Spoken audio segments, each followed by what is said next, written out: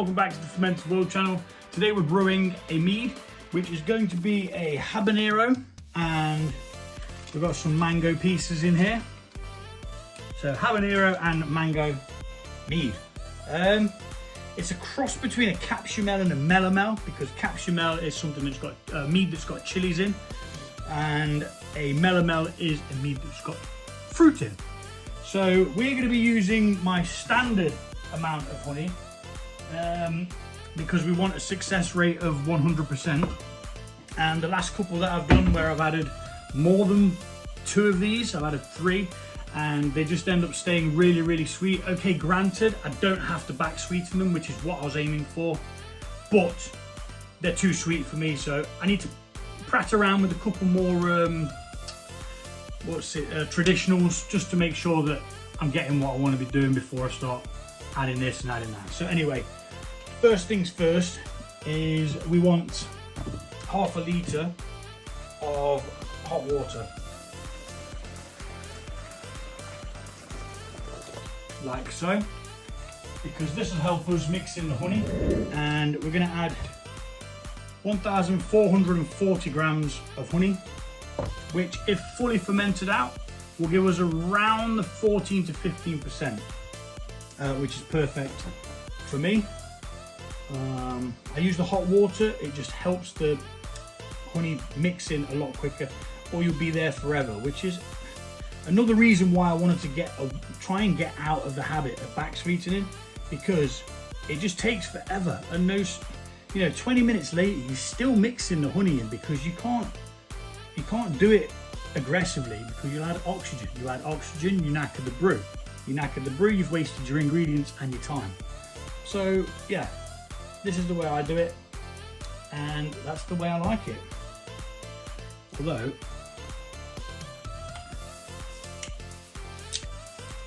I will need a little bit more hot water to swish these around with. I suppose I could just take it out of there, although my hands are wet now, so I can't open this. Come on. There we go. And in with the other one. So I do only have one habanero. This is off my own plant. Now, my other chilies didn't do all that well. I had some, is it cayenne? Cayenne? I don't know how you pronounce it. I'm going to say cayenne. I had some cayenne peppers. They didn't have any spice whatsoever. I had some jalapenos as well. Again, not enough spice. I googled it, and apparently it's they've not been stressed enough. They've had too much water and adequate lighting. So in future, now I know for next year to stress them out. So I've moved this habanero chili plant inside to try and keep it warmer, stress it out a little bit maybe, and should probably use gloves for this. I'll be back. Okay, couldn't find any, so that's that. We just got to remember not to touch my face, lips, nose, eyes, ears, and wash thoroughly before going to the bathroom, because god damn, that tiny thing is hot. So I took a slither of the jalapeno, I took a slither of the end of this and thought, that's nothing. So I sliced it open to take a seed out of, smelled it, and I was like, that actually smells spicy. Took a bite. I was dancing, which is why this is getting done today, because I've chopped open the only pepper that I've got. Now I've got some more coming that are green on the plant, but they're going to be going in after if needed, and they're going to be indoors, so hopefully a bit more spicy as well. Before I started all this, I did make a cup of tea. We're going to be using that for tannins. It's over there for now. You probably want to make it stew for 15 to 20 minutes. Just white, no sugar, no milk, no nothing like that, just plain tea. And we're going to add some hot water to this, because unfortunately I've just stirred that and now there's no actual water that I can take. Small bit, because we don't want it too hot, you see, otherwise we won't be able to pitch the yeast, which will cause us a bit of a problem. as the yeast will need pitching.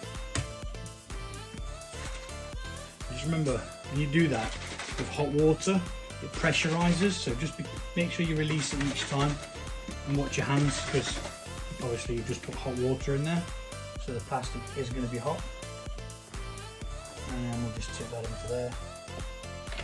Put this upside down, and then we'll add that that's in there later. Got all my other equipment sterilised. Today we're going to be brewing in a bucket because we're using fruits. Now, I can't see through it, so I can't see what's going on, but I know what's going to be going on, and it's going to be an absolute eruption because for some reason fruits in fermentations they're just built different. They go absolutely wappo, hence why I do it in a bucket. Now the last couple of ones I've done, I think there was a guava mead that had guava juice in. I actually had to sit it in the bucket, in the demijohn, sit it in the bucket to stop it going all over the floor because it went everywhere. It was chunky, it was flying, frothing. So let's mix that in to give us a highly concentrated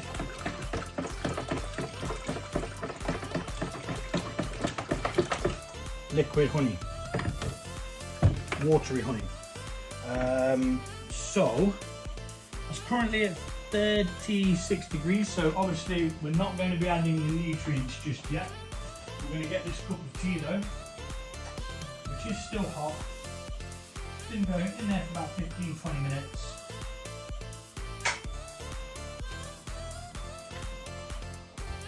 We're going to get this tea. It's been stewing for about 15-10 minutes. This creates a tannin, which gives it like a nice mouth feel and stuff like that, so adds another dimension to the mead. Some people don't use tannins, sometimes I don't, depends on what I'm actually brewing. But it also adds to the colour as well. It makes it look less like wee. Because most bottles of mead do actually look like wee, for example.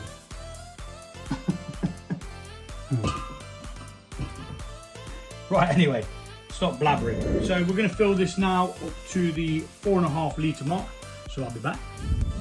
You can also use a handful of raisins for your tannins, and I think it works well. Now, when I started doing this, I did use the raisins to start with, and then I got on to using tea because obviously I ran out of raisins and I had loads of tea left that needed using up. Which reminds me, oh shit, the polystyrene I'm going to use today, my magic whisker. Not used it before. This is going to help us get some oxygen into it, so I need to go and sterilise it, and that will be then attached to my drill.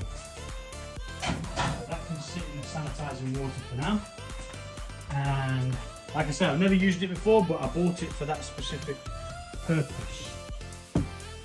So that is the must set there. So now we're going to add our yeast nutrients, and we're going to use something called Pectolase as well, because we're using fruits. Fruits cause something called pectin, which will make your beverage really, really cloudy, and it will never clear out because pectin can't be destroyed like naturally. So it can sometimes fall to the bottom if you're lucky, but we're going to be using Pectolase, which will just destroy the pectin. Bada bom, bada bing. So yeast nutrients, 1 level teaspoon. Ammonium sulfate is this? Yeah, ammonium sulfate. Diammonium phosphate, and as well as ammonium sulfate, which is the nutrients that the yeast requires for a healthy fermentation. 1 level teaspoonful per gallon. So you don't get a lot of this, to be honest, but I would definitely recommend using it if you're using fruits, because it just destroys pectin, creating or keeping your beverage nice and clear, see-through. presentable, you could say. So a quick mix of that, and then we're going to get chopping this chilli up, which again, sorry I don't have any gloves. I would recommend using gloves, but I don't have any. I thought I did in the shed from when I'm working on my bikes, but no. Right, so we're just going to let that whiz around, continue to do its thing. Have we got anything left in these that's worth tipping in? Yeah. Always is. Always a bit. And let's face it, we'd rather have it in the beverage, wouldn't we? Making it nice and sweet. So, I'm going to pop that aside for now. And we're going to slice this up as carefully as possible. Now I want as much of it as possible as well, so I'm going right up to the stem. And I think I'm going to be, I know this sounds crazy, but I've done it before, right? And I've rubbed my eye or I've scratched my nose and the pain was just insufferable. And that was just with a milder chili than this. Like when I tried a bit of this, I was dancing. It was that spicy. Now, if I'd have been clever enough and thought this through, I would have checked what the Scoville rating is on a habanero. But unfortunately, I didn't think that far ahead. So, yeah, I don't have that information. But I will put it up on the screen. Why not? So I normally eat jalapenos. Love jalapenos, especially pickled ones out of a jar. Put them on pretty much anything. Put them in anything as well. You know, just love it. But this really caught me off guard. Never had like a straight up habanero before. And flipping heck. It was fun. Let's put it this way. It was fun. The kids would have laughed if they were at home.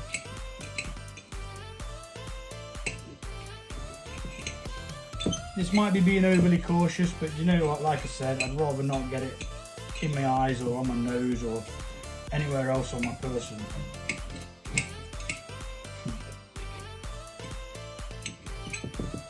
Because chilies have an oil in, which is spicy. Now, I have no idea whether this single one will be enough. It smells extremely potent. It really does. And I'm not even going to try a bit on camera because I know how bloody hot it is because I tried some earlier on.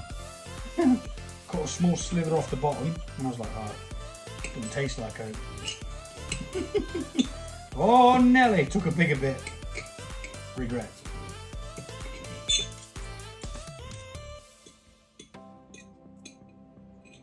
Probably should have sped this up, but it's too late now because I'm nearly done. Just please be careful if you are handling chilies because like I say, they've got that oil in them and it's very, very hard to wash off. Okay, so that's that part of it done. Rest that on there. I mean, it's chopped up quite nicely to be fair, fair bit for such a small chili. My saison is glugging away. Also brew beer if you didn't know, all grain, using a method called the Brewing a bag method. It's the simplest way to do it in your house. And yeah, you just brew it in a massive big pan, massive big bag, and you get bloody good results. Well, at least I think they're bloody good results. I've not had anybody complain who's tried one yet. You can buy much more sophisticated kit for sure, you know, cost you about £500 to £600 or something like that, or whatever that is in dollars.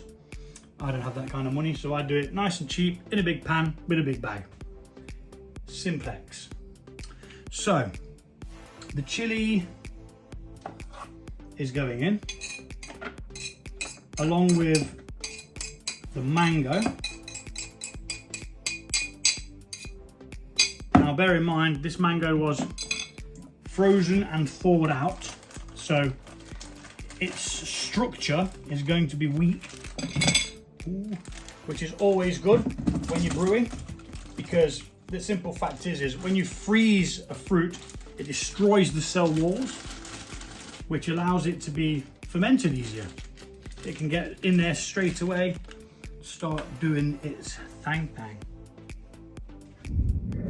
Righto, so we've got the mango and the chilli in. Now we're going to add the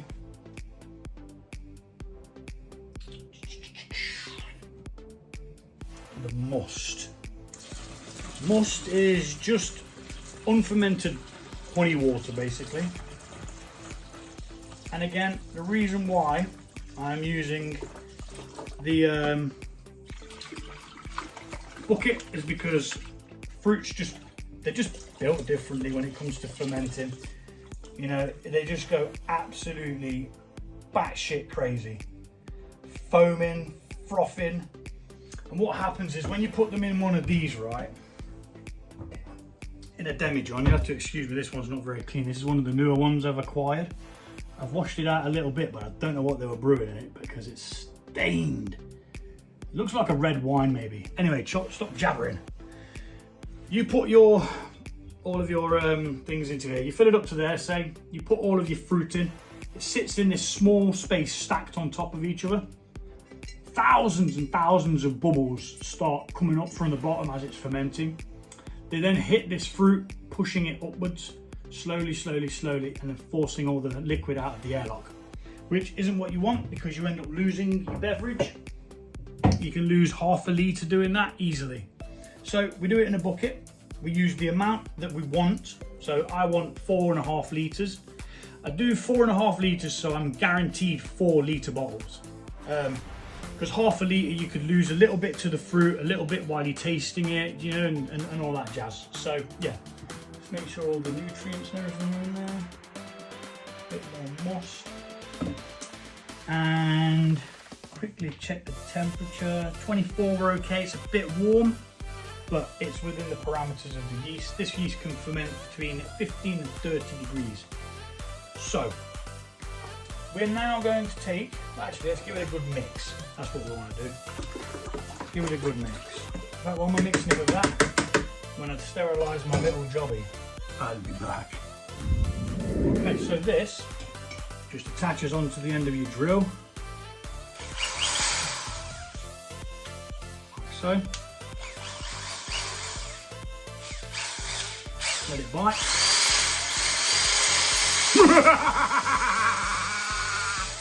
It's literally just a paint mixer, that's all it is. So hopefully this is going to give us a good swirly whirl.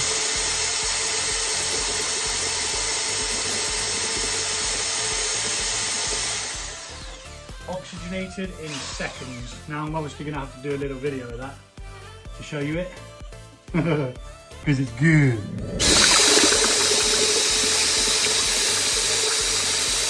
Down the road. Noisy, but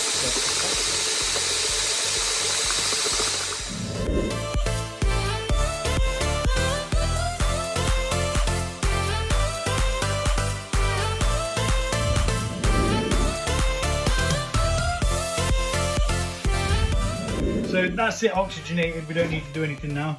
I've lost a piece of chili there. I've lost some liquid. It's all over the bloody place. But you know, it's one of them things. I just wanted to see what it was like on full power. Full power worked, but I think you don't really gain much by using it on full power. So now we're going to take a hydrometer reading. Now that it's all thoroughly mixed, and this will give us our start gravity. My watch keeps pinging, and I don't know why.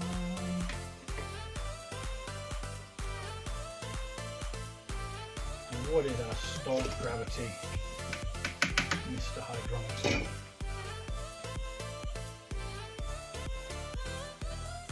Oh, it's a bit lower than I expected, to be honest. That's probably because I've lost most of it.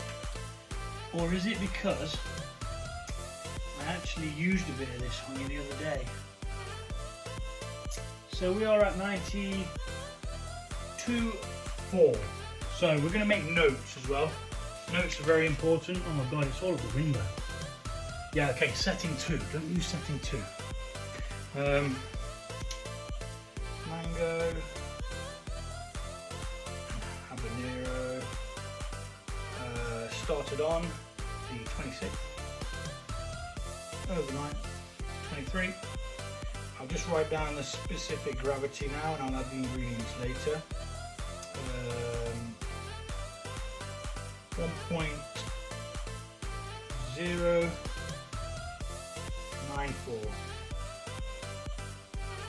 I'll add the other bits in a bit. Yeah, time. Been sterilised so it can go back in.